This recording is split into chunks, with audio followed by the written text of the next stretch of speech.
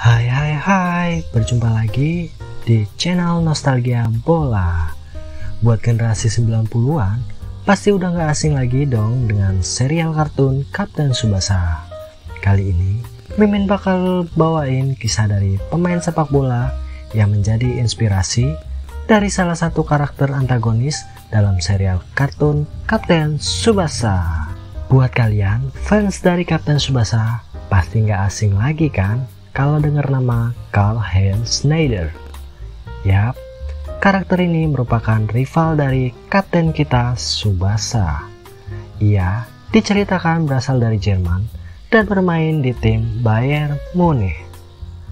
Langsung aja kita mulai kisah pemain yang jadi inspirasi dari karakter Karl-Heinz Schneider, yakni Karl-Heinz Rummenigge. Pastikan kalian stay tune terus ya. Siapa pemain sepak bola Jerman terbaik setelah era Franz Beckenbauer? Karl-Heinz Rummenigge adalah salah satunya. Selain Helmut Rahn, Uwe Seeler, dan Kurt Müller, merekalah yang membuat tim Jerman Barat menjadi tim sepak bola kelas dunia pada masanya. Karl-Heinz Rummenigge lahir pada 25 September 1955 di Lippstadt. Rummenigge yang memiliki panggilan akrab Kel adalah salah satu striker yang berbahaya. Dia sering mencetak gol secara individual, terutama dari sayap kanan. Selain itu, Kel juga mampu mengalihkan perhatian pemain belakang lawan untuk menempelnya secara ketat agar teman-temannya memiliki peluang untuk mencetak gol.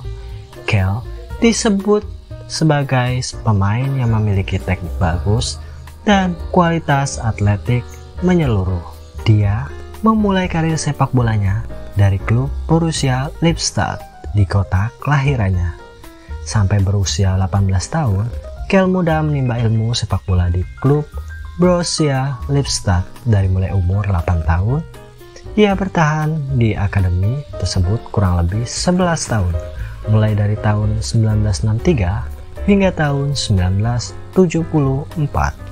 Kel kemudian ditransfer dengan nilai 4.500 pound sterling ke Bayern Munchen pada 1974. Kepindahannya ke Bayern memaksa dia meninggalkan pekerjaannya sebagai pegawai bank dan berkonsentrasi penuh pada sepak bola. Kel bergabung dengan Bayern Munchen pada tahun 1974 dan itu pula dimulainya kisah kesuksesan dari Karl-Heinz Rummenigge di Bayern Munchen hingga ia dikenal sebagai legenda klub dan sepak bola dunia. Kel menjadi legenda Bayern Munchen bukan tanpa sebab. Ia mengabdi dengan tim raksasa Jerman tersebut kurang lebih selama 10 musim, mulai dari periode tahun 1974 hingga tahun 1984. Pada tahun awal debutnya, Kel langsung diberikan kepercayaan oleh pelatih Munchen kala itu. Kel berhasil menorehkan 28 penampilan dengan 6 gol dan 1 assist bersama tim senior Bayern di semua ajang. Pada musim keduanya di Bayern Munchen, Kel seperti sudah beradaptasi dengan tim. Ia pun mainkan 50 pertandingan dengan torehan 13 gol dan 3 assist sepanjang musim di semua ajang yang ia ikuti. Mengingat dirinya yang masih sangat muda dan juga itu pertama kali Kel mengenakan seragam kebanggaan dari rakyat Jerman Barat kala itu.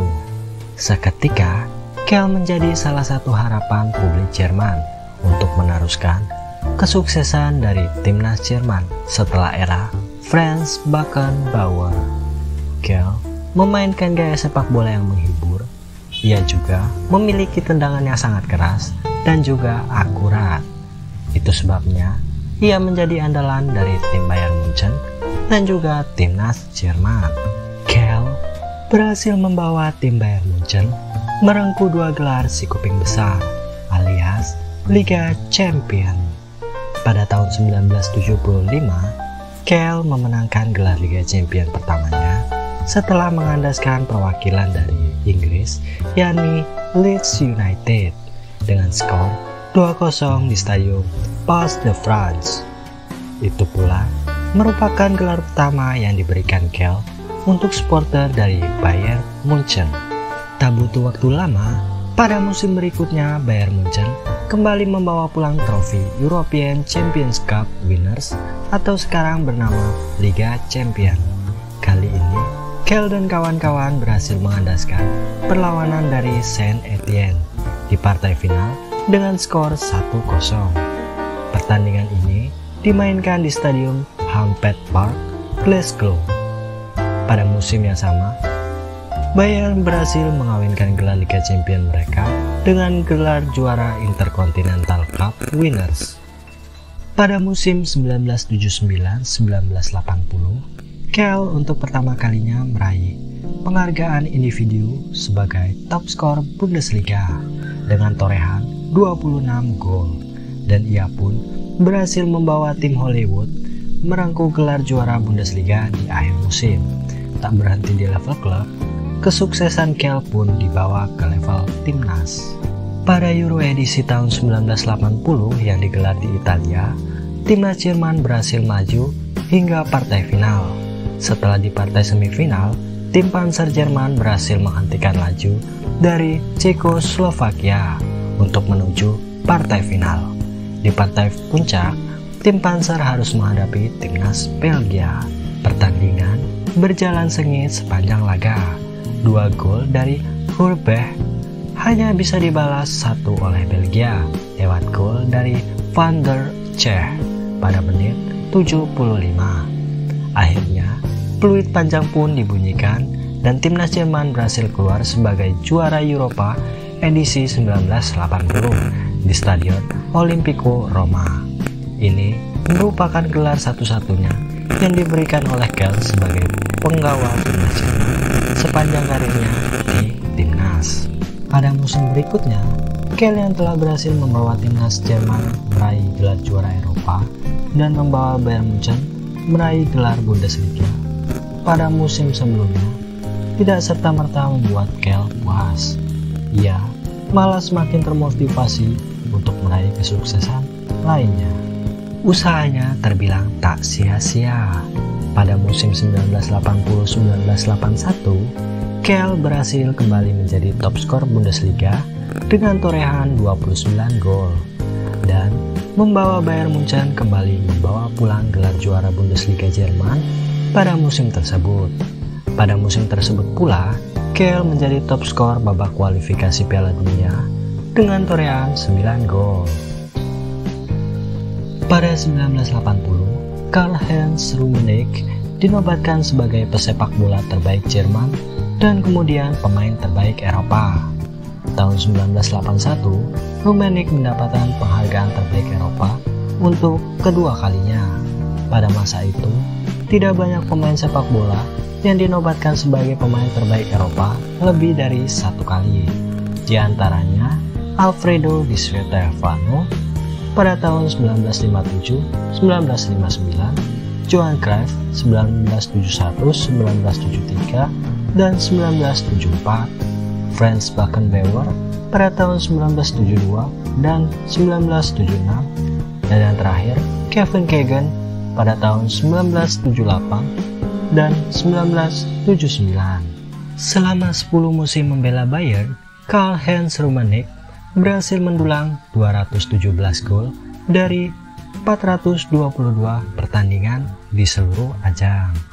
Dia pun turut membantu Bayern Munchen merengkuh 7 titel juara dengan perincian 2 gelar Bundesliga, 2 trofi DFB Pokal, 2 titel juara Piala Champion, dan 1 Intercontinental Cup.